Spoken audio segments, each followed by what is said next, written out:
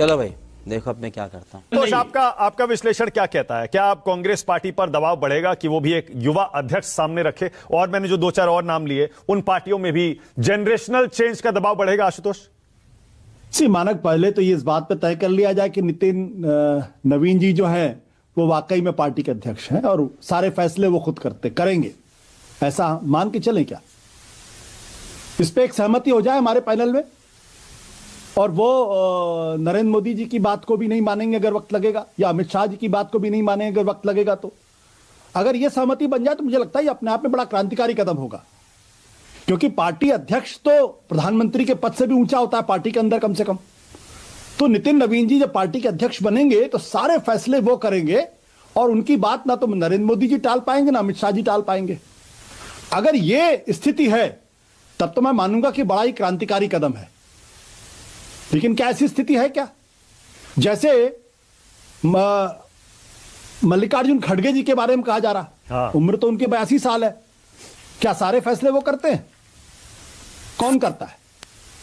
सारे फैसले राहुल गांधी करते हैं, ये सबको मालूम है। हाँ। ये कोई छिपी हुई बात नहीं है। हाँ। तो भारतीय जनता पार्टी के अंदर होता वही है जो एक आदमी चाहता है, उनका नाम है नरेंद्र मोदी। अमित शाह की भी नहीं चलती है, मैं ये बहुत डंके की चोट पे कहता हूं, इस बारे में मुझे कोई इसमें लाग लपेट नहीं है। तुम्हें कैसे पता चला? तुम्हें कैसे पता चला? लेकिन जब पार्टी, और यही दिक्कत कांग्रेस पार्टी के साथ हुई, जब आप लाइट वेट लोगों को सामने लेकर आने लगते हैं तो जो पार्टी के काबिल लोग होते हैं वो डिमोरलाइज होने लगते हैं, और यह हर संस्था में यही होता है। कांग्रेस की स्थिति इसलिए हुई क्योंकि इंदिरा गांधी ने ऐसे ऐसे लोगों को आगे बढ़ाया जिनकी कोई जमीन नहीं थी, जिनका कोई जड़ नहीं था, और अंत में कांग्रेस कहां पहुंच गया आप अच्छी तरीके से जानते हैं। क्या वही स्थिति भारतीय जनता पार्टी के अंदर हो रही है? पर कोई तो वजह होगी ना आशुतोष कि 45 साल का अध्यक्ष बनाया बीजेपी ने, कुछ तो रणनीति होगी ना, कोई मैसेजिंग होगी। अब रणनीति यह है कि किसी एक नेता के लिए आगे के सारे रास्ते खोले जा रहे, साफ किए जा रहे हैं। अच्छा, हमको सिखा रिया है कि जब उनका वक्त आए तो कोई आदमी खड़े होकर उनका विरोध न कर सके।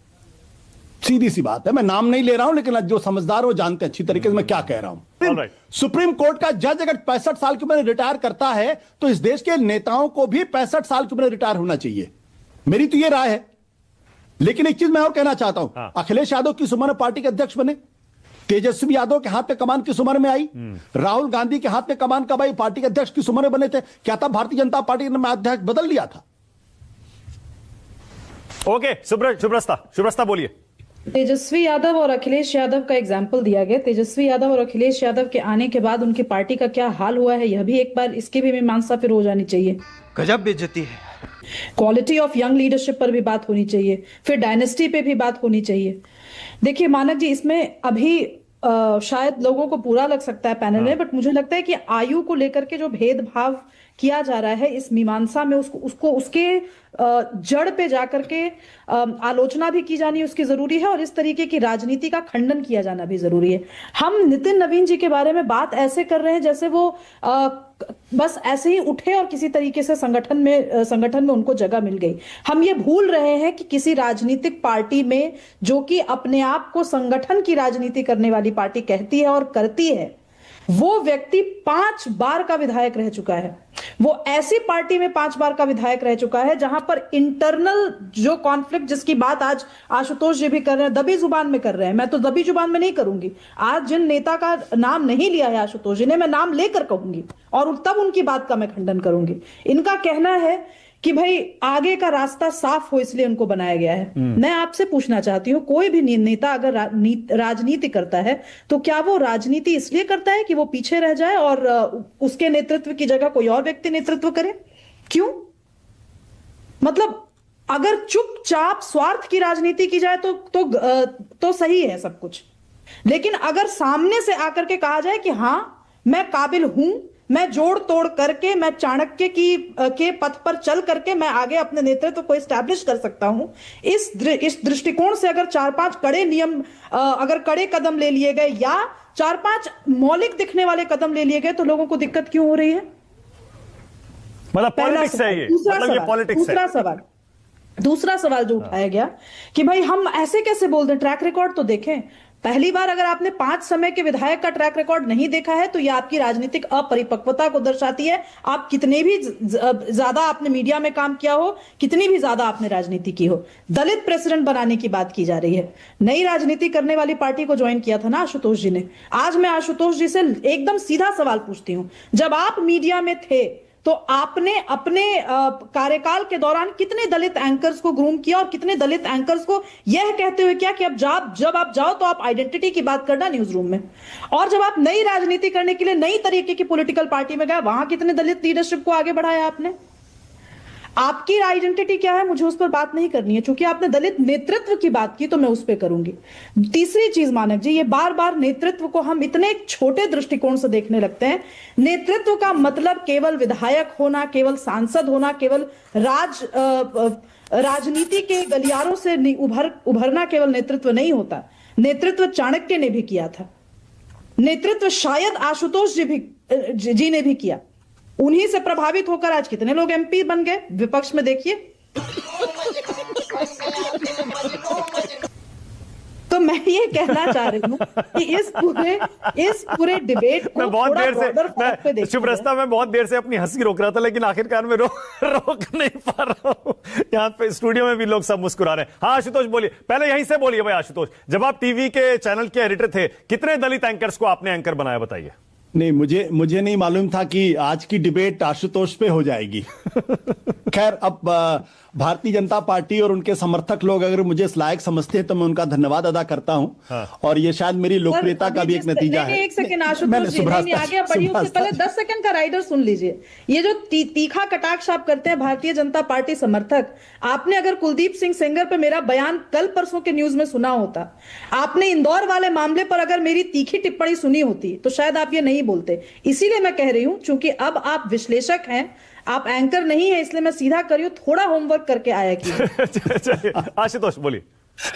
नहीं, अच्छा लगता है जब देखिए ये नई पीढ़ी का तेवर है। हाँ। ये नई पीढ़ी का तेवर है और नई पीढ़ी इर्रेवरेंट होती है। हाँ।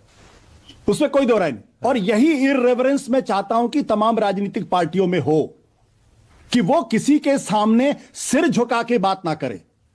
पार्टी का अध्यक्ष वो होना चाहिए जो अपने नेतृत्व के सामने खड़ा होकर आंखों में आंखें डाल करके सवाल करे, जैसे संजय जोशी ने लालकृष्ण आडवाणी का जाके इस्तीफा मांगा था कि आपने पार्टी की लाइन क्रॉस किया है, आप विचारधारा के खिलाफ जा रहे हैं, इसलिए आपको अपने पद से इस्तीफा देना पड़ेगा।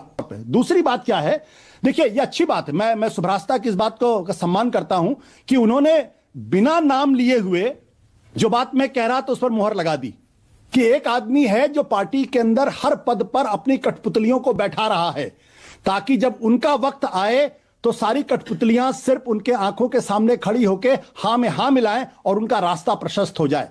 मुझे इसमें कोई दिक्कत नहीं है, ये राजनीति है। लेकिन जब राजनीति पार्टी की कीमत पर की जाती है, विचारधारा की कीमत पर की जाती है, तब पार्टियों का वही हश्र होता है जो कांग्रेस पार्टी का हुआ, क्योंकि यही गलती इंदिरा गांधी ने की। ठीक है आशुतोष, बहुत बड़ी इतिहास में आप देखिए, पंडित जवाहरलाल नेहरू ने कभी अपने कंटेम्परेरीज से कभी उन्होंने खौफ नहीं कहा, इसलिए उसमें अंबेडकर भी थे। उसमें एक मिनट, मैंने बीच में नहीं टोका, प्लीज, मैंने बीच में नहीं टोका। और मुझे मालूम है कि जवाहरलाल नेहरू का नाम सुनते ही आजकल लोगों को आग लग जाती है। नेहरू जी की कैबिनेट में बाबा साहब अंबेडकर थे या नहीं थे? श्यामा प्रसाद मुखर्जी थे या नहीं थे? सरदार पटेल थे या नहीं थे? कितने स्टालवर्ड्स लोग थे। दूसरा, अटल बिहारी वाजपेयी की कैबिनेट। अटल आडवाणी की मैं इसलिए इज्जत करता हूं क्योंकि उन्होंने हर राज्य के अंदर बहुत ही शानदार लीडरशिप पैदा की। आज तो मैं भारतीय जनता पार्टी के 5 जनरल सेक्रेटरीज का नाम नहीं बता सकता हूं, क्योंकि कोई है ही नहीं, सिर्फ एक आदमी की चलती है। तो जब इतना बड़ा नेता जब नहीं, कांग्रेस देखिए, कांग्रेस की चर्चा मैं इसलिए नहीं कर रहा हूं क्योंकि वो वक्त आएगा उसकी भी चर्चा करूंगा। आज चूंकि बीजेपी भी चर्चा हो, मैं ये सवाल पूछ रहा हूं कि गांधी क्यों बड़े थे? क्योंकि गांधी के साथ सुभाष चंद्र बोस, सरदार पटेल, छत्रपति राजगोपालाचारी, जवाहरलाल नेहरू, मोतीलाल नेहरू, एक गैलेक्सी ऑफ लीडरशिप थी। तो भारत को उनके जाने के बाद सुब्रस्ता जवाब देना चाह रही है। उसके बाद स्टूडियो में आ रहा हूं। मानक जी, मुझे लगता है कि जब युवा आवाज उठाता है तो उसको बहुत आसानी से कह दिया जाता है कि असम्मान का भाव उनमें होना चाहिए, अवज्ञा का भाव होना चाहिए। जी नहीं, पुरखों का सम्मान भी हमारी संस्कृति की विरासत है, और हम चूज करेंगे कि हम पुरखों से क्या सीख रहे हैं और किन पुरखों की किन बातों को नकार रहे हैं। ये बड़ी अच्छी बात कही आप। जब डॉक्टर भीमराव अंबेडकर चुनाव लड़ रहे थे, जब उन्होंने बंबई से चुनाव लड़ने का फैसला लिया, तो उनके खिलाफ कांग्रेस ने किस नेता को खड़ा किया, और उसके पीछे पूरी ताकत झोंकने वाले नेता कौन थे? अंबेडकर से तो बड़ा दलित विमर्शक और दलित लीडर तो कोई पैदा नहीं हुआ। तो अगर इतना ज्यादा साहचर्य था वैचारिक असहमति से, तो फलने फूलने देते अंबेडकर को। दूसरी बात, गांधी जी के साथ जो नेहरू का हमेशा से विवाद रहा, उसको वैचारिक मानकर खारिज कर दिया जाता है। जी नहीं, ये केवल वैचारिक नहीं था, ये एक सोची समझी रणनीति थी, स्ट्रैटेजी थी, जिनके तहत जवाहरलाल नेहरू को सिर्फ अपने स्वार्थ, अपने परिवार, अपनी परवरिश, उसके हिसाब देश को ले जाना था। नहीं तो आज जो हम ग्राम स्वराज की बात कर रहे हैं, आज जी राम जी स्कीम की हम बात करते हैं, इस तरीके की स्कीमें जवाहरलाल नेहरू को लॉन्च करनी चाहिए थी, लेकिन जवाहरलाल नेहरू सिर्फ अर्बनाइज कर रहे थे। अब स्टूडियो अगेन मैं इसको नेहरू पर नहीं ले जाना चाहती, इस डिबेट को वापस लौटते हैं इस चर्चा पर। आज नहीं, आज ये कहा गया कि क्यों जिस लीडर की बात हो रही है वो सभी आवाजों को दबाना चाहते। नहीं, अगर आप नाम लेकर, अब कह रही हूं, मैंने कहा, वादा किया था मानक जी कि मैं नाम लेकर बात करूंगी। श्री अमित शाह जी पर जो इतनी बड़ी अटकल लगाई जा रही है, क्या आपने श्री अमित शाह जी के तत्वावधान में भारतीय जनता पार्टी ने जिस तरीके के एरियाज को भेद करके सरकार बनाई है भाजपा ने, आप उसको नजरअंदाज कर सकते हैं क्या? ये दबी जुबान में कटाक्ष करना बड़ा आसान है। 8 स्टेट्स नॉर्थ ईस्ट की जब चुनाव हुए, वो चुनाव जीते गए, और ये वो शख्स है जो अपनी भरी बीमारी, उस समय बहुत बीमार रहा करते थे, आज तो उनकी हेल्थ काफी सही है, भरी बीमारी में वो व्यक्ति घंटों महीनों उस जगह पर कैंप करके काम करता है। कौन से कांग्रेस नेता काम कर रहे हैं आपके? ओके, अब स्टूडियो में ला रहा हूं डिबेट को। कितने लोग गए वहां पर? पंकज शर्मा और विजय त्रिवेदी कंपैरिजन करते हैं तो फिर तरबूज का और सेब का कंपैरिजन मत कीजिए। ओके, तरबूज का कंपैरिजन तरबूज से कीजिए। बात तो सही है। अभी बाबा साहब अंबेडकर को लेके गलत बात कही गई। बाबा साहब अंबेडकर जब चुनाव हारे तो उन्होंने, अशोक गोपाल ने अपनी किताब में लिखा है, 18 जनवरी 1952 को एक चिट्ठी बाबा साहब अंबेडकर ने लिखी थी, जिसमें उन्होंने कहा था कि उनको हराने में S.A. डांगे और सावरकर की भूमिका थी।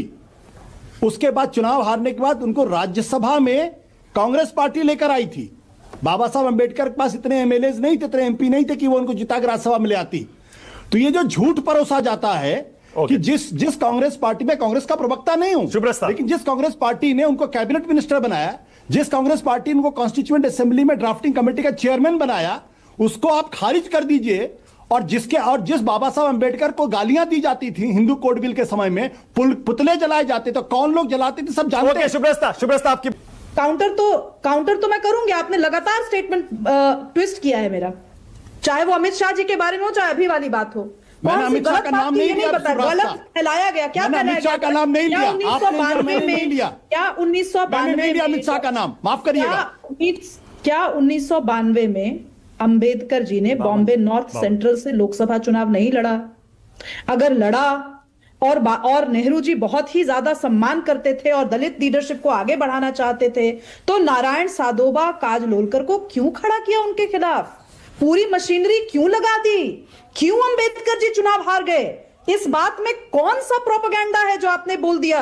आशुतोष जी देखिए, आपने ना चूंकि मीडिया में काम किया और ओल्ड मीडिया में काम किया, नैरेटिव बाजी मेरे साथ मत खेलिए। मैंने एक बार नहीं कहा है कि नितिन नवीन जी एक रबर स्टैंप लीडर बनेंगे और उनको रबर स्टैंप लीडर के रूप में अमित शाह जी ने आगे किया। इसलिए ये सब जो मक्कारी है, ये मेरे साथ प्लीज मत कीजिए। ये बौद्धिक मक्कारियां हैं। नहीं, ये बौद्धिक मक्कारियां। बंद करो, हाथ जोड़ के मैं मोदी साहब से गुजारिश करता हूँ।